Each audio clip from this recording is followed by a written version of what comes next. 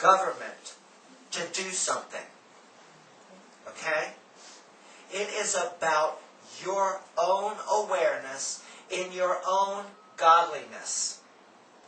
And it is in your godliness that you naturally want to serve. Because God serves you each and every day. Whether you choose to be the person that looks at Jesus as he's walking down the street and say, bum, get a job, get a haircut, or whether you choose to look into those eyes and see the divinity of every homeless person that we come in contact with today. And another thing that we are going to do differently when we are preparing this food, we are going to use a word. Somebody pick a word. I don't care what it is. Pineapple. Pineapple. When you hear the word pineapple, that means that you get in your awareness, get in your heart space, and you fill that sandwich with all of the love that you have, so that when they are digesting it, they are receiving your love and the love of this community.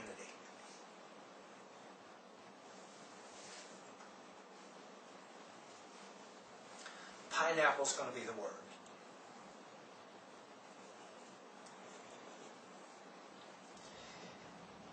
What we do is wonderful. Don't get me wrong.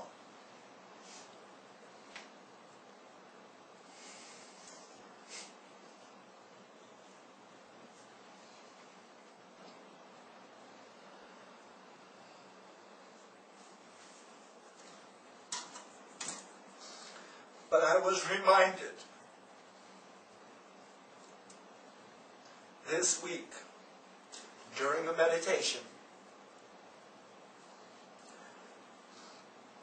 that we were nowhere near our potential, our energetic potential. Now that didn't mean we needed to prepare more sandwiches. That meant that we weren't using all of our own divinity while we were preparing those sandwiches. Do y'all understand what I mean by that? It's a one thing to, we've all, well not all of us, but many of you have seen that Japanese doctor that is putting words around the water bottles. Dr. Emoto. And he's putting words around the water bottles and how it changes the molecular structure through intention. And it's one thing to throw a piece of bologna and a piece of bread and a piece of cheese and a piece of bread on top of it. But it's another to intend to lay a layer of love in between the bread, the meat, the cheese, and another piece of bread. Yes, Ina. You need to get up here. Jesus.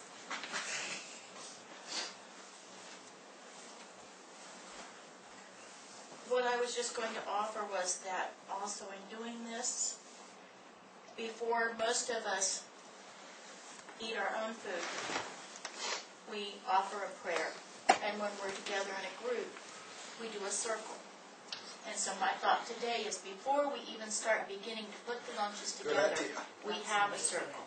Good idea. That's an amazing idea. Good idea.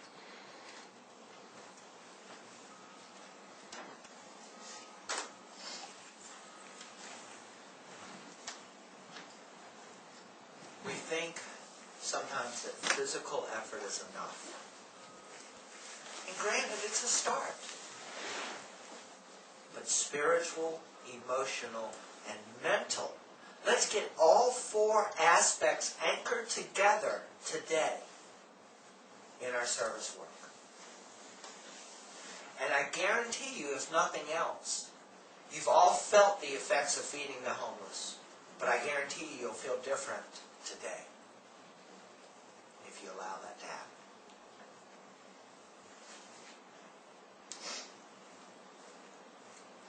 thoughts, comments, and or questions?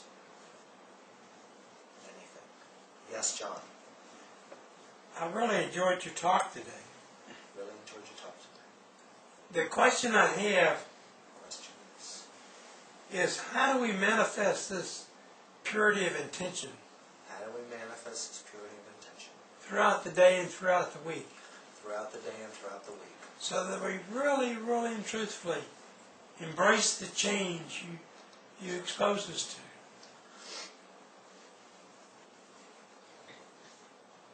You want to answer this one? Can you state the question again? Yes. Is that what they're asking? No, I'm asking.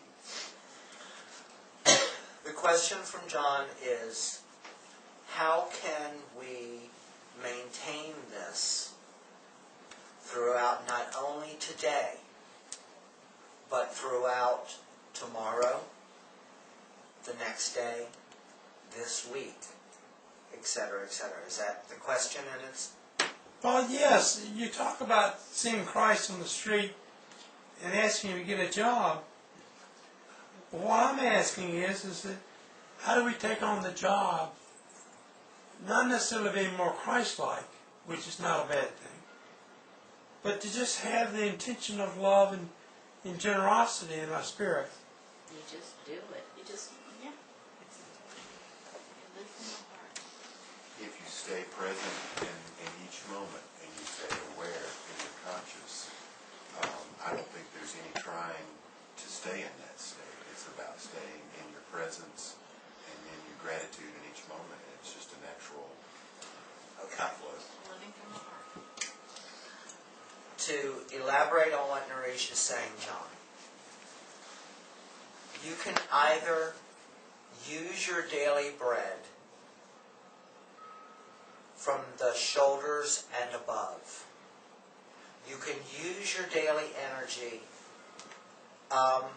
masturbating in the mind all day long if you want to. But that is not where we receive our source energy.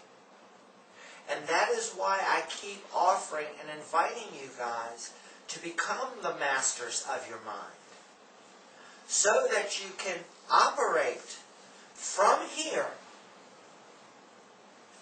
And that takes practice, because you have been conditioned for some of us 20-some years, some of us 30-some years, some of us 40-some, some 50-some years. Been conditioned to be a certain way, operating up here, in that mind, continuously. So it is a something that you can do every morning before you get up, by setting your intention of being a person who lives from their divinity. Whatever that means to you that day. And eventually, it will become a more natural occurrence. Okay? You can use the things like daily devotionals or the blog to help keep you in your awareness. There's lots of things out there. Many web servers, many web lists. Sandra gets, what's that one? It's Notes from the Universe. It's Notes from- .com, yeah. Notes from the Universe. The Daily Own is wonderful. BeliefNet.com does tons of them. There's tons of support out there. But it can't support you until you choose to use it. So it is coming not from a place that is mind-based, but from core-based. Because I can tell you, this morning at 7:30, it wasn't my core that was having issues. My mind was having issues that I was being disturbed. That it was 7:30. It was too early for somebody to be ringing the doorbell. And at 7:30, does your belly